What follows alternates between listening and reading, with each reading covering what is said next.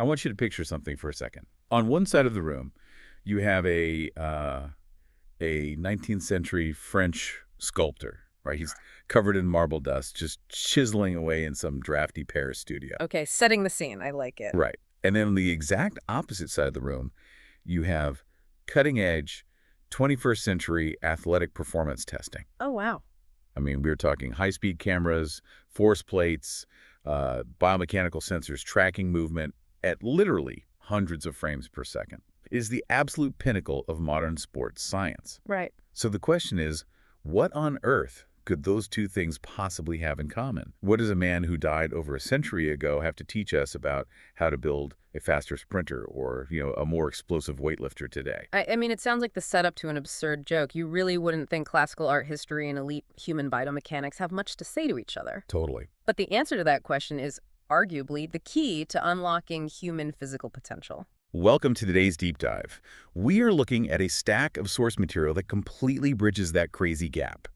Specifically, it's this really fascinating presentation from Kinexa Formation and Dr. Christophe Delong. Yeah, it's titled Auguste Rodin, Tension and Release. Exactly. And the mission of our deep dive today is to explore this exact intersection.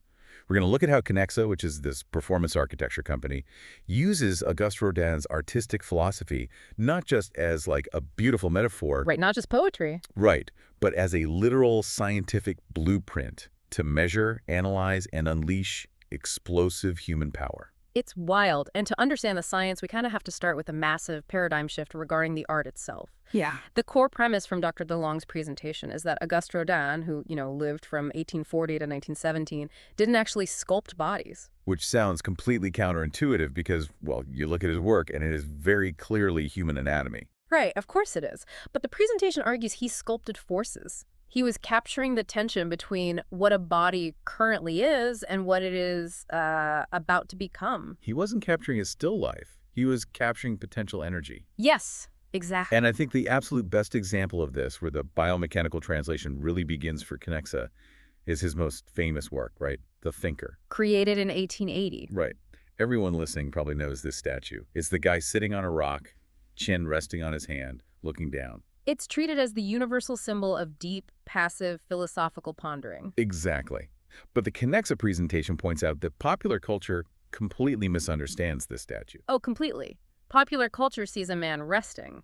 But biomechanically, if you look really closely at the physiology of the sculpture, that is a man whose body is raging with contained energy. The details in the source highlight this so perfectly because if you really look at the Thinker, his fists are clenched. You see his toes literally gripping the rock beneath him. Yeah, his back is arched, his neck is visibly tense. Right. All of his energy is concentrated into a single point. And the presentation actually compares it to Michelangelo's concept of terribilità. Right, that sense of awe-inspiring, almost terrifying power. Yeah, but in Rodin's hands, the force hasn't found its direction yet. It is just accumulating. Waiting. Exactly. It makes me think of revving a car engine while the emergency brake is fully engaged.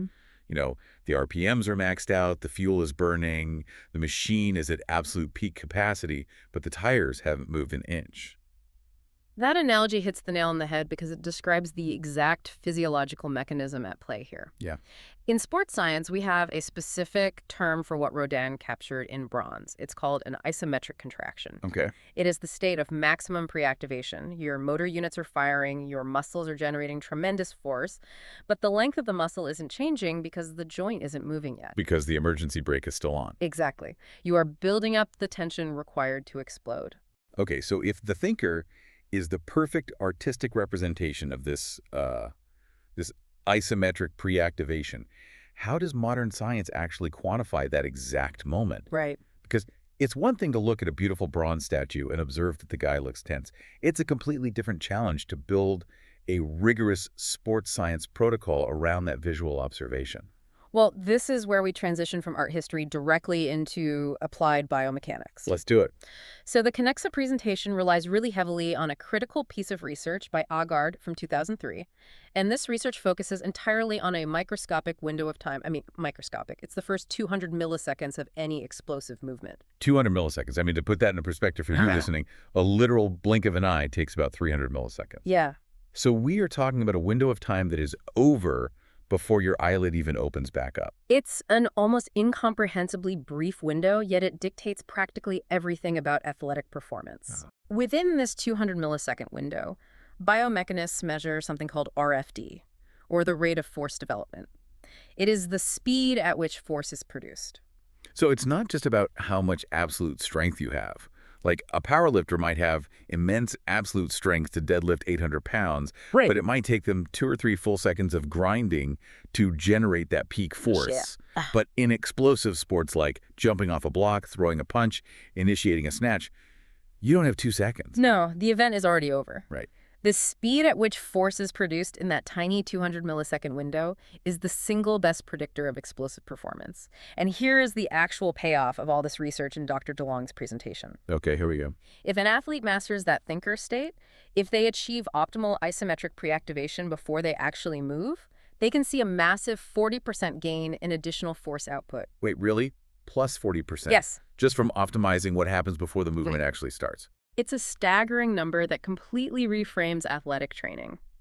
And it highlights the most common error athletes make across all levels, which the presentation emphasizes heavily. What's the error? Most athletes rush straight into the effort. They try to generate power from a dead, relaxed stop. They completely skip the accumulation phase. They skip being the thinker. Exactly. And the result is not just a loss of that 40% power bonus. By trying to go from 0 to 100 instantly, the body works incredibly inefficiently. You experience faster fatigue? Yes.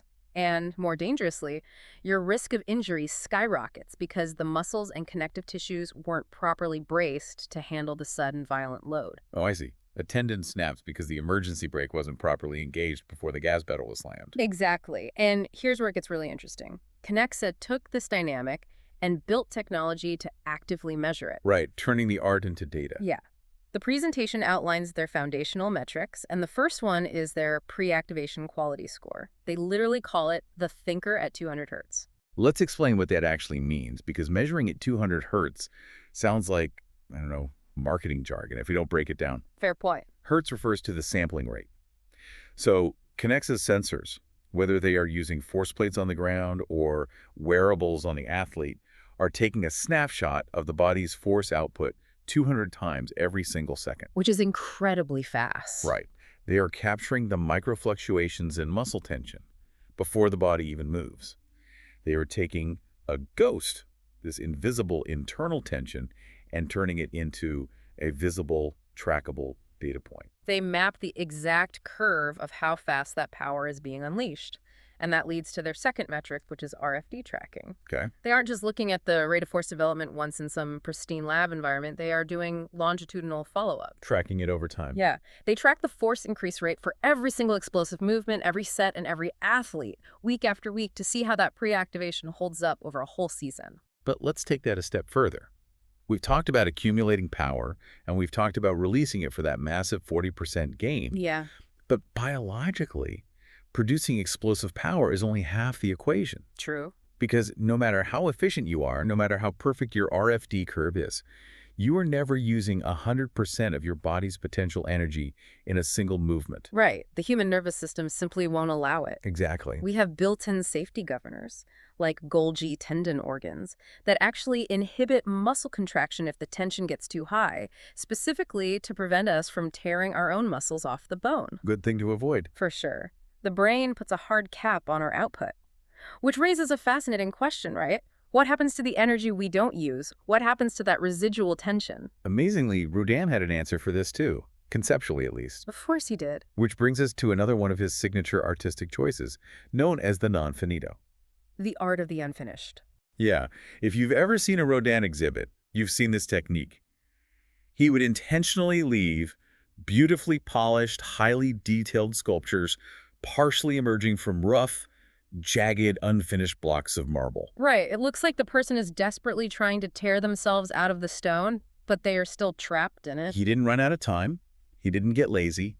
It was a deliberate aesthetic choice that communicates a very specific idea about power and constraint. Yeah, there's a quote from the source material that captures this perfectly. In 1911, Rodin did a series of interviews with a writer named Paul Gris. Oh, I love this quote. Yeah, and he said, "Sculpture is the art of hollow and relief.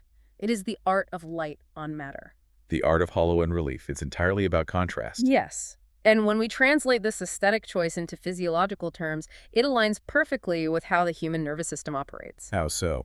Well, the non-finito, the polished body struggling against the rough, unyielding marble represents the tension between the force trying to express itself and the biological resistance containing it. Oh, wow. It visually proves what sports scientists know biologically. Power is never fully released.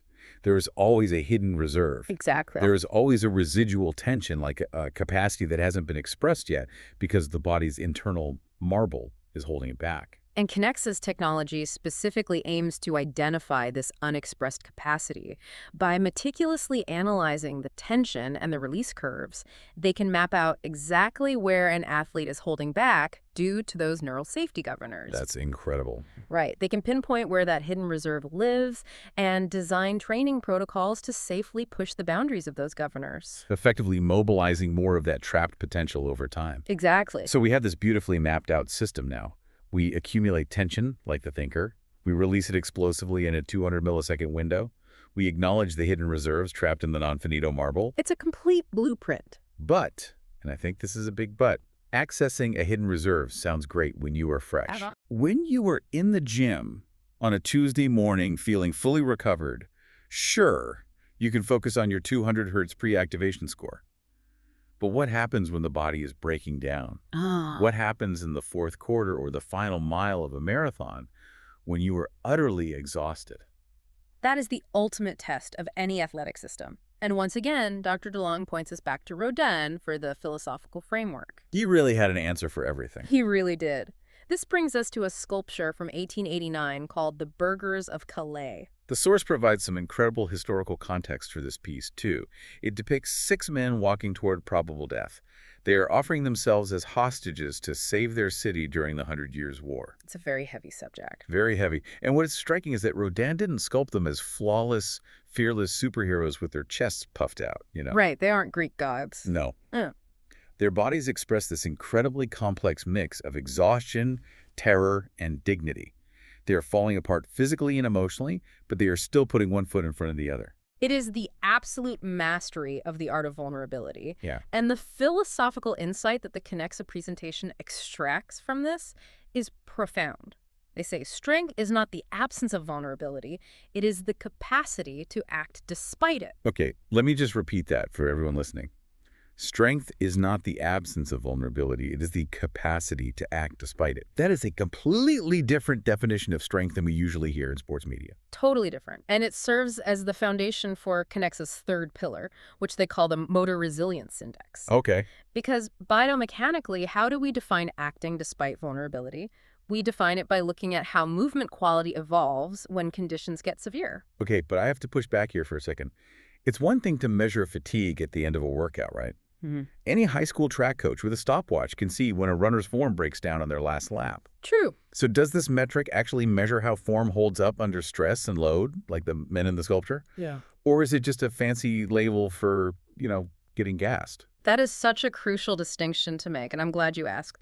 Because Kinexa isn't just counting reps until failure or watching a runner's split times drop. Okay. They are measuring the deep integrity of the movement kinematics under 3 very specific overlapping conditions. What are they? First, under fatigue. Yes, at the end of a session, does the biomechanical blueprint hold together? But they measure this by looking at joint angles, force distribution, and micro-wobbles that the naked eye just can't catch. Oh, I see. They are looking at the foundational architecture, not just the gross output. Exactly. Second, they measure this under load. As the physical weight or resistance gets progressively heavier, does the athlete maintain their mechanics? Or do they start compensating, shifting the load to secondary muscle groups and risking injury just to move the object from point A to point B? Exactly. And the third condition, It's third one. stress. This is where the Burghers of Calais metaphor really lands. Maintaining dignity and form in a sporting context means your nervous system doesn't panic when the environment becomes chaotic. Right. It means your motor control remains precise even when the body is screaming to stop.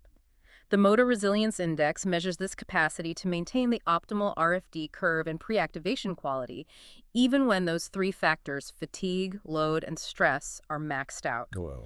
It is the ultimate indicator of functional health and sporting longevity. When we look at everything we've pulled from this source material today, from the isometric tension of the thinker to the microscopic 200 millisecond RFD window, and from the hidden neural reserves of the non-finito to the motor resilience of the Burghers of Calais, it really all boils down to one grand synthesis. Yeah, there's a powerful maxim from the text that sums up the entire Kinexa and Dr. Delong philosophy. Build before you release. Exactly. Build before you release. Kinexa positions itself as the architecture of power. They understand that you cannot truly optimize the release of energy if you haven't first optimized the accumulation of it. You have to measure the quality of the tension just as rigorously as the release. Yeah.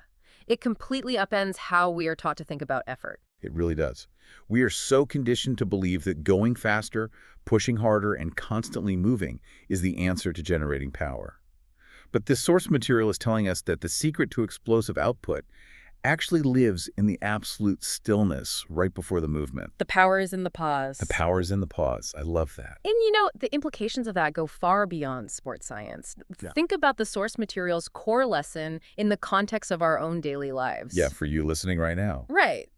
Modern life, particularly in the workplace, is largely designed around constant, low-level simmering output. Oh, absolutely. We sit at desks for 8 hours, shallow breathing, perpetually answering emails, just constantly reacting to things. Exactly the opposite of Rodin's model. There is no deliberate accumulation, and there is no explosive release, just a steady, exhausting drain. Wow. So what is that doing to our mental motor resilience? If we never take the time to intentionally build tension or fully release it, are we slowly designing out our capacity to act with dignity when real stress hits? That is a fascinating thread to pull on.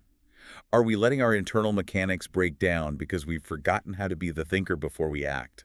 That's something to think about. Well, we hope this deep dive has given you a totally new perspective on the hidden mechanics of power and maybe made you appreciate a 19th century bronze statue a little bit more too. Definitely. Thank you so much for joining us as we explored this amazing intersection of art and sports science. We'll catch you next time.